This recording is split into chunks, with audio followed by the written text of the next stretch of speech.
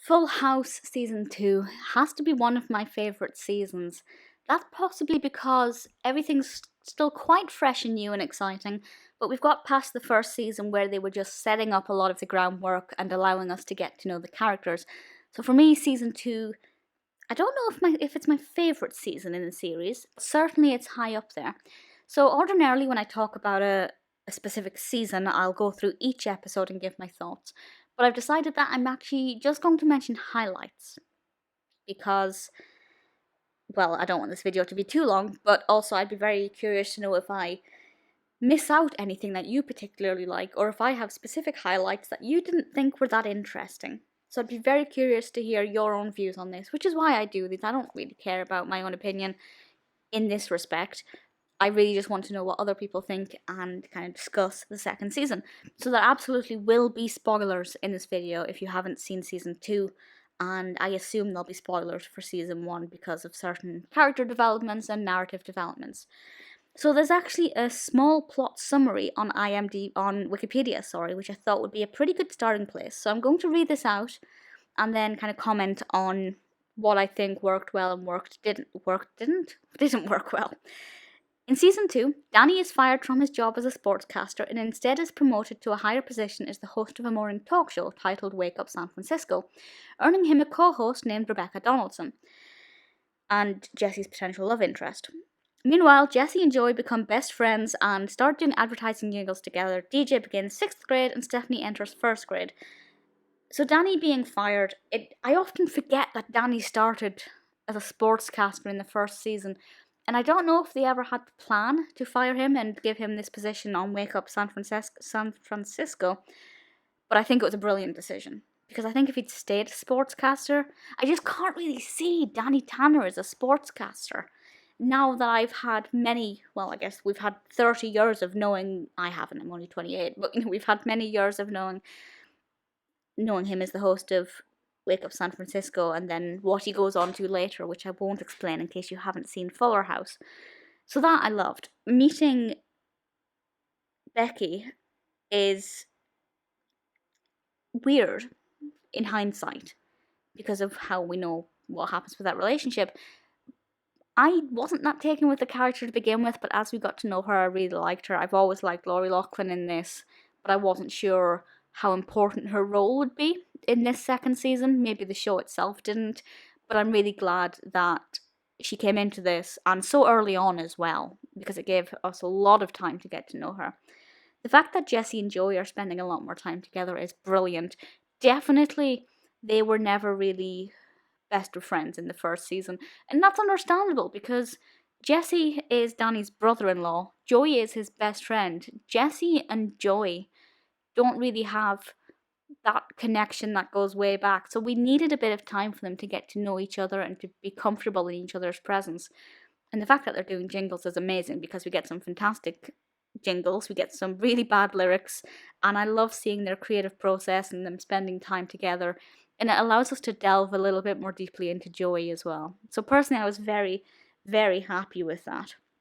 As for some of the other episodes, we have one of the most iconic moments where Jesse has his meltdown when Stephanie accidentally cuts his hair. I love that. I read I think it was in Unsweetened, Jodie Sweetin's memoir, that she didn't actually cut his hair. It was like a wig or a fake piece of hair, which is a shame because he does go and get his hair cut thereafter. So I just wish she'd been able to cut his hair for real. But we also have one of the episodes called Tanner versus Gibbler, where Kimmy and DJ have their first proper on-screen fight, and great for younger viewers, shows that best friends sometimes go through problems on screen. It was absolutely brilliant. At this stage, I thought we were going to kind of turn against Kimmy, in that we'd start to question the validity of her friendship with DJ, but actually it was a really good foundation for further enhancing their friendship. So I really like that.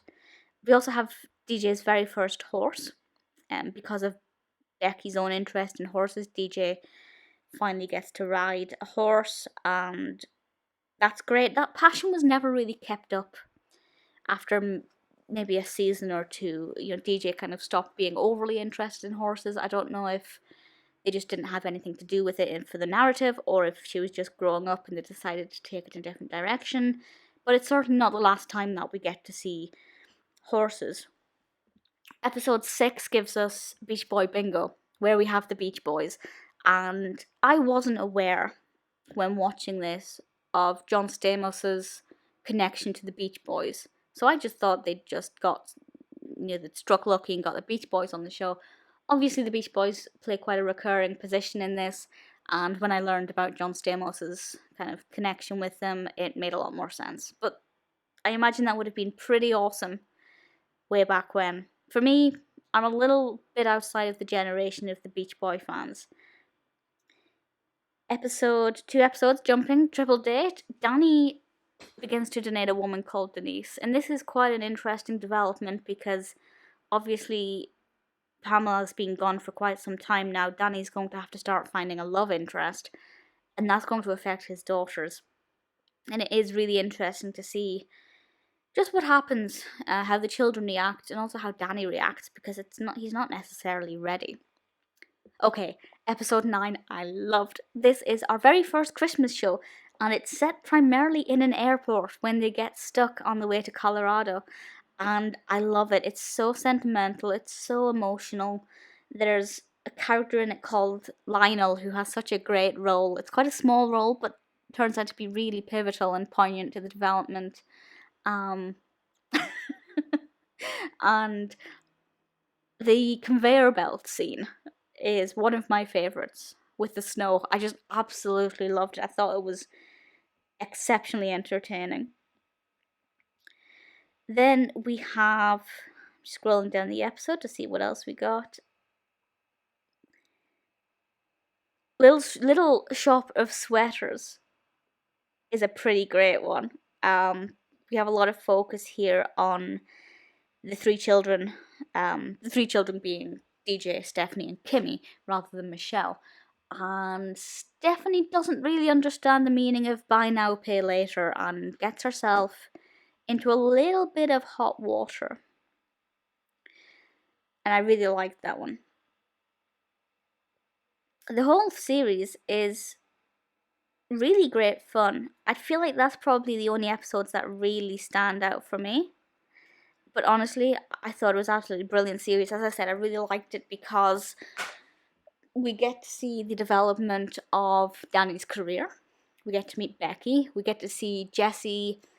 It's a really interesting time for Jesse because he's still a bit of a playboy, still dating loads of women. And he also meets Becky Donaldson, and it confuses him. And he doesn't know what to do with her because he's interested in her, but he wants to date other women, but he feels really drawn to her. And I love that. Joey goes through some character development. He gets a lot more work. We see him as being less of a layabout and more of a hard worker. Obviously, he's still very, very funny. And the children are growing up more, and they're going through their own problems, and I thoroughly enjoyed it. I have no issues with season 2. Let's be real, I don't think I have any issues with any of the seasons as a whole. There are some episodes that I wasn't that fond of. I can't wait until I get to discuss the actual finale episode from the last season. That will be interesting. But season 2 is brilliant. If you have any favourite episodes or moments, let me know. Definitely the conveyor belt scene in the airport is one of my all-time favourites. It always makes me chuckle.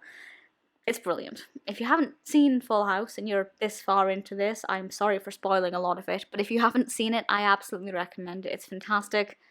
Season 2 is definitely up there as one of the best seasons.